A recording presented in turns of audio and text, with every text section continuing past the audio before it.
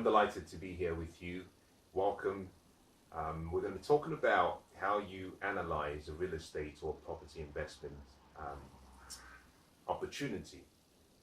It's going to be a very short video, but my intention is to give you about 3 or 4, I might extend that to maybe 5 or 6, kind of fundamental questions you should look at or ask yourself before you proceed with the appraisal and the decision to move forward with an investment opportunity.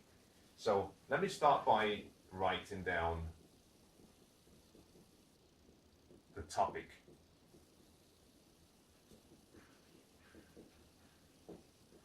Now, if you're going to invest in property, there's some fundamental questions you should ask yourself. This is part of your due diligence. I'm going to be telling you what I try to do when analyzing a deal or looking at potential opportunity.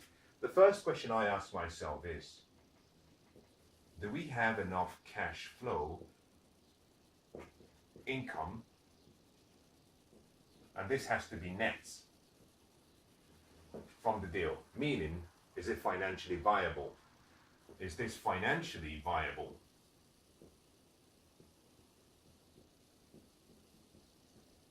In other words, will my expenses from the deal be less than the income I generate? And can I make a profit after paying taxes? Very important. So the first question you ask yourself is it financially viable? Not does it look good, not how do I feel, is it viable? You see, investing is an intellectual sport. It's not an emotional experience. Most people make investment decisions emotionally. Now, any form of emotive decision making, in most cases, often leads to regrets. Now, there are the odd opportunities and occasions where you make an emotive decision and it works in your favor. We call that luck. And you want to avoid luck.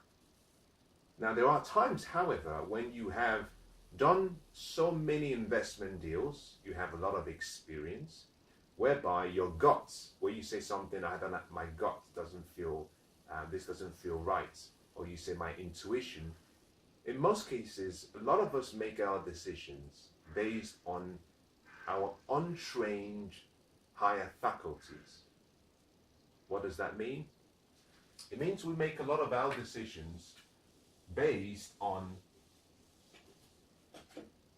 the parts of our higher faculties that we haven't really exercised, such as imagination, reason, perception, intuition.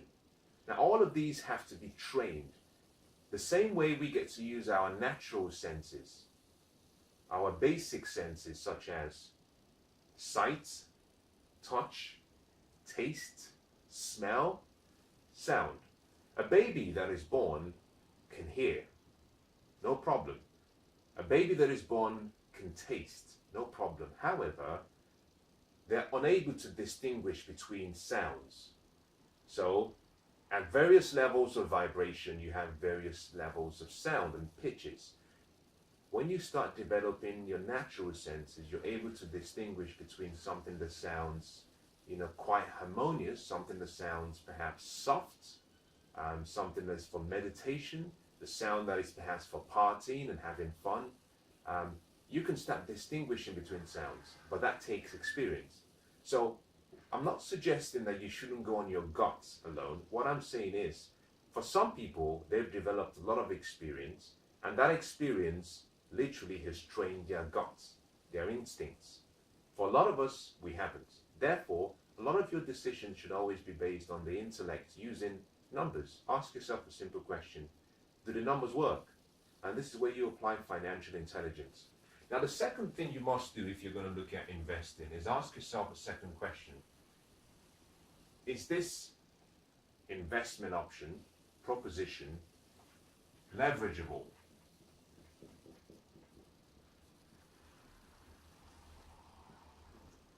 Meaning, can I use what's called OPM, OPT, OPK.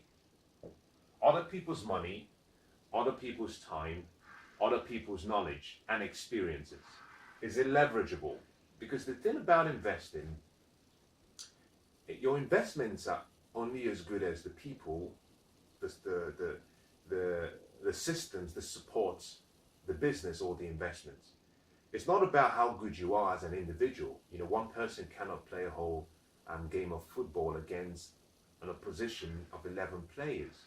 You need a good team, and you need a team much better than you.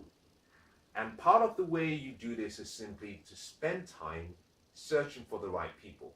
Once you find them, you want to keep them close. Now, they don't have to be people in your company. They don't have to be people you pay every month.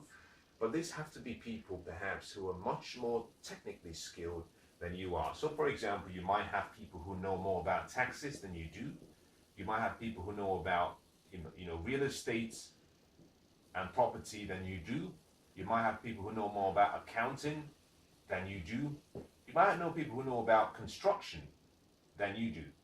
People that you can pick up the phone and say, I have a problem, can you help? Or people you can call up and say, I have an opportunity, would you be willing to give me some advice? So the second thing you must ask yourself if you're going to invest in property is it leverageable? Can I use other people's experience? Can I use other people's money? In other words, can I use debt?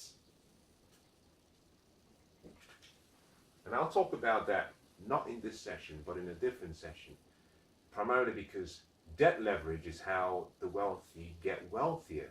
And debt leverage is one form of leverage that is only available predominantly to one investment vehicle, and that is property investment and real estate. As a matter of fact, it's not really available for real estate as a general. It's more available for property. So if you go to your bank and you say, I've seen a piece of land, I want to buy the piece of land, but there's not going to be any income, the bank is not going to be very likely to loan you that money, because the bank is thinking about income. How do you get your income to exceed the expenses? Because they know by loaning you, you're going to be paying them every month, and they want to make sure that you can afford to pay for it. On the other hand, if it's a property, the bank looks at the deal and says, okay, we think this commercial building will generate enough income to cover your expenses, and therefore you can pay us. See, the bank are very clever. They want to get paid. If they loan you money and you can't pay them, they make a loss. And they make a profit based on the interest generated from the loan. So you want to ask yourself, can I use other people's money? Finally, you want to ask yourself, can I use other people's time? Can I employ people to fulfill the vision I have without me having to invest all of my time? These are questions you must ask yourself. Now, the next thing you want to ask yourself is this. Is this business, is this opportunity expandable? Is it expandable? Now, let me give you a good example of what this means. Let's keep this very simple. We're not going to talk about big deals. We're not going to talk about huge property investments. We're going to just use a simple, maybe a family house, or better still, let's assume it's just a flat. Now, in London, England, what we tend to have is a lot of places, primarily in London, we have Victorian and Edwardian buildings, and a lot of these buildings have been there for 100 years plus, and they're going to remain the same way. Now, a lot of these buildings were originally designed as a single house, but over time they've been converted to flats, meaning you might have a single house that has now been converted to maybe 3 flats, and you have now 3 owners who own each flat with someone who owns the land. You might be the person buying the flat in the building. So one of the questions you want to ask yourself is this. Imagine this building like this, and you're buying the ground floor flats. This is a very typical example we find in the UK. You might be buying the ground floor flat. Now, except you have the entrepreneurial flair, you might walk into the property and all you see is just 4 walls, and that's it. However, I see investing requires imagination. If you're going to be successful as an investor, you need imagination. Meaning, you need to be able to see beyond using your sight. You see, when you see with your eyes, we call that sight. When you see through your mind, we call that vision.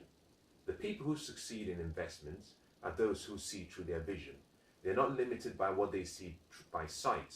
Now, walking into this property, for example, you might look at it and say, I see potential. That's the word, potential.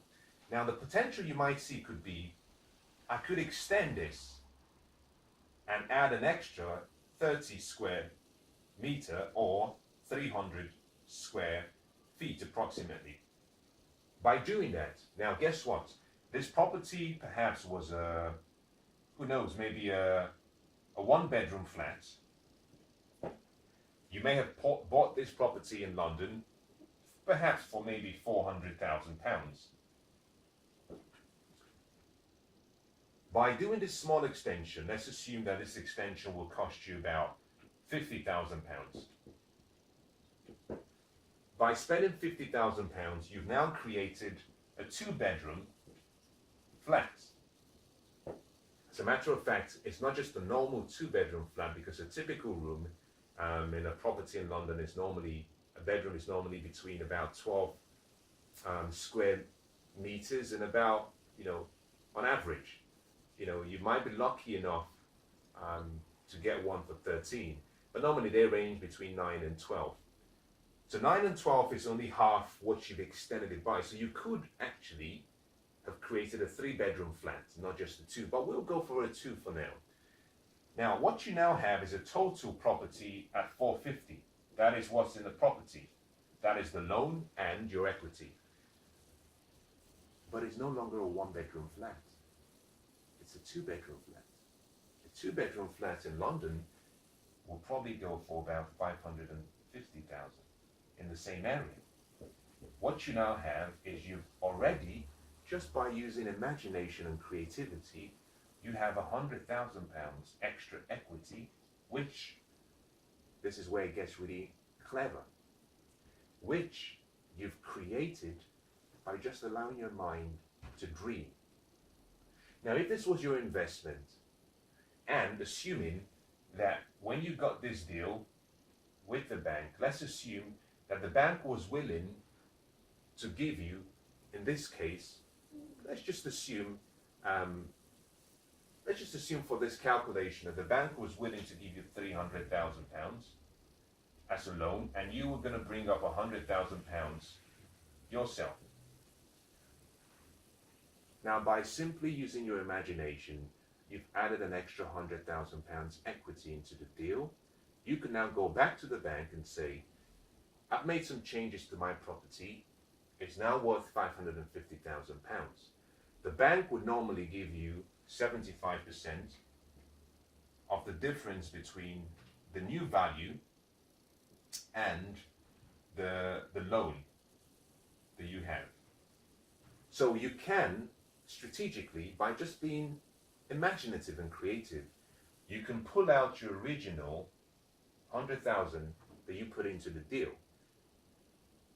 Providing that the income you generate by leasing or renting this building covers your expenses, then you're in a great position, because what that means is that you now have an investment, you have no equity in it, but you still get a profit. You can take that £100,000 and move on to another deal. Now, I'm not going to talk about what we call the velocity path of money. The question is it expandable? Most people might think, okay, well, it's all well and good. You've talked about a building that is on the ground floor. It's easy to do a ground floor deal. It's not realistic. Let's go back to the original deal. You have 3 flats in the building. If you walked into the second flat, you might look at the second flat and realize that it's not expandable. Now, it doesn't mean you can't make a deal. You just have to ask that question. Because if it is, then it's more attractive. If the ground floor flat had no extension, then the second floor flat cannot be expanded because it cannot hang on air. For this second floor flat to be expandable, you would have needed the ground floor perhaps to have an extension. If it does, and your neighbors are happy, the contracts and the leases is in such a way that you can build above it, then what you could do is expand the second floor. So now you have the same space as the people on the ground floor. On the other hand, if, for example, you've gone for an upper flat, one of the easy things that most people don't recognize is, in my opinion, in most cases, going for a flat on the top floor is very attractive. One of the reasons being you're away from the noise, you get better views, you get better quality of air. Yes, you may not have access to a garden. Yes, you have to climb the stairs. But one of the advantages is, depending on the type of house and the age of construction, Victorian, Edwardian, whatever the type might be, one of the things we normally find in London is that there's always what we call a space above, which is called a loft. And most cases, they have a lot of opportunity and room. So you can very easily convert what would have been, perhaps in this instance, maybe a 2-bedroom flat on the top floor. You can create another completely new level by just using imagination. Just by using imagination. Now, I can tell you a lot about options and how you can do this, but I'm going to try not to be drawn into me using my emotions to go on a tangent. The point I'm making with this is always ask yourself, is it expandable? The next question you have to ask yourself is, if I do this deal, long term, appreciation. Now, this is very important. The question is, if I invest in this deal, over time, does it appreciate in value? Now, one of the questions you must do when you start investing is go back and do some research and see what the average yield on a year-by-year basis has been in that area. This simply means the average increase in value over time, in rents and in value in terms of sale. But the question you should ask yourself is, does it have a long-term appreciation potential? You know, in 10 years, would it be worth more? There is nothing as tragic as investing in a location whereby what you paid for the property, in 10 years, the property is worth less. Now, we've seen so many of these occasions, or so many of these examples in a lot of places around the world, in the United States, etc., in Portugal, in Europe. You've got to sit back and ask yourself, what is the potential for appreciation? Now, this is where you need competent advice. The reason being that there's something called demand supply.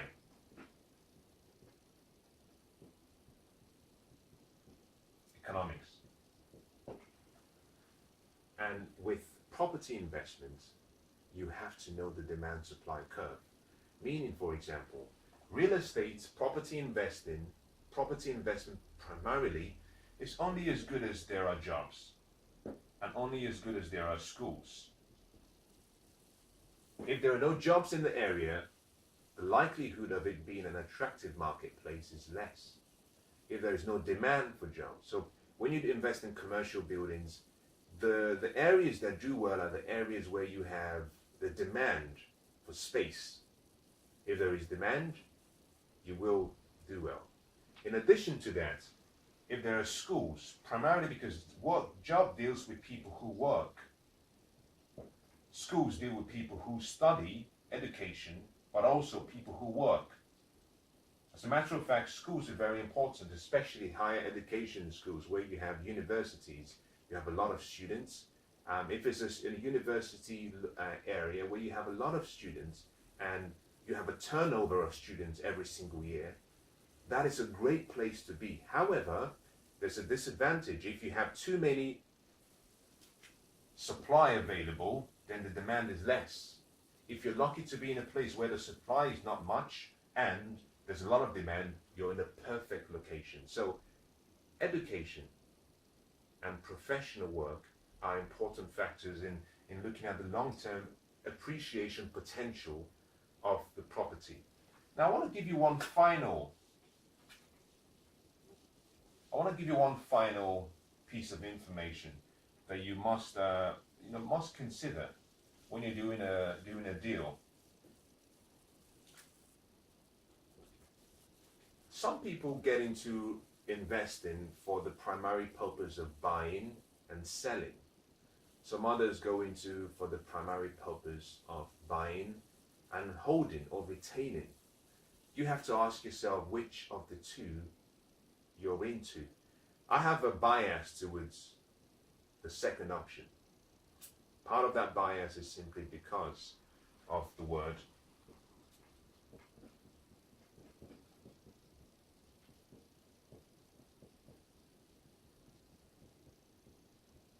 taxation benefits. The more you study financial wealth and the more you study successful people, one of the things you find out very quickly is that there are two reasons why the rich are getting richer and they're doing better than the rest of the population. Two reasons. But fundamentally, these two reasons are anchored by financial wisdom.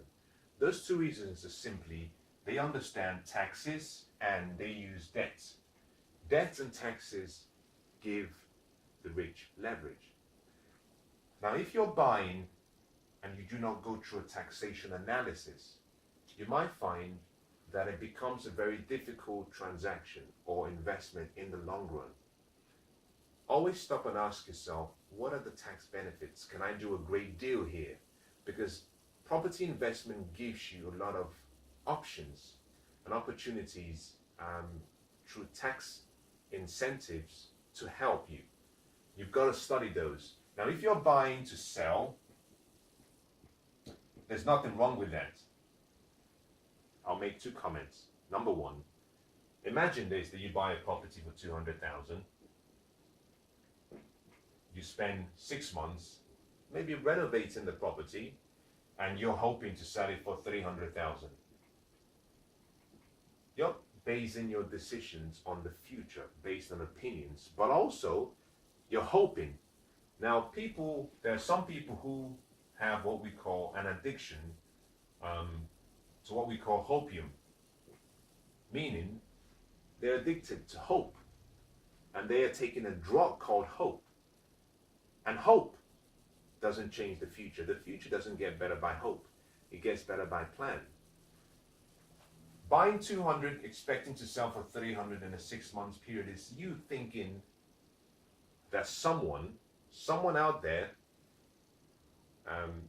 not as smart as you are, is going to pay more for what you just bought. Now, there's nothing wrong with that because you could have added value to the property, but that's quite a huge increase, a 33% increase you're hoping. Now, there's nothing wrong with that particularly, but one of the problems is you're speculating. What happens if it doesn't work? There's nothing wrong with that, like I said. You can choose what you want. The second reason why I question buying for selling is simply, let's assume that you're successful and you sell it for 100,000 and you make, out of this 100,000, you make perhaps a 50,000 pound profit.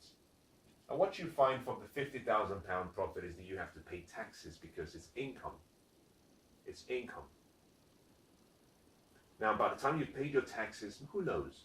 You might be down to maybe you have 39,000 pounds as profit or 40,000 pounds as profit. Who knows? On the other hand, if you are buying to hold, or what we call buy to let, which is you buy to rent, you lease, buy to lease, what you find is that you could have done the same improvements. The property may have increased to 300, but you don't have to sell the property to get some reward back. You can go back to the bank, say to the bank, Mr. Bank, I now have a much more valuable property.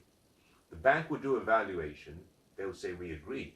Therefore, the bank says to you, we'll be willing to give you 75%, let's assume is £300,000, and in this case, let's just use the £200,000 as the, the debt you have on it. The bank says we'll give you £75,000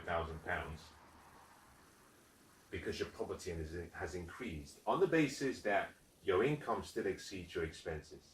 Now, can you see the difference? With the second option, you get back £75,000. But the beauty is that this £70,000 is debt, and therefore is not taxable. So you can take this £75,000 and then put it back in another real estate deal or property investment. It's tax-free. It's tax-free and is legal, because that's the way the tax structures have been set up. On the other hand, in this case, you're left with about £40,000 because it's income. With the second option is debts. Income is taxable, debt is not taxable. So these are the 5 questions you have to ask. Finally, taxation. What are the benefits? Now, let me just summarize, just so you can remember very quickly. The first question you have to ask yourself is, what is the cash flow options? In other words, income. Number 2, what are the leverage options? Number 3, is it expandable? Number 4, what are the long-term appreciation benefits? And finally, number 5, what are the taxation benefits? Now, these are 5 questions you must ask yourself and you must go through in terms of your due diligence studies when you're about to invest in real estate or property investment. I hope that's been useful. God bless.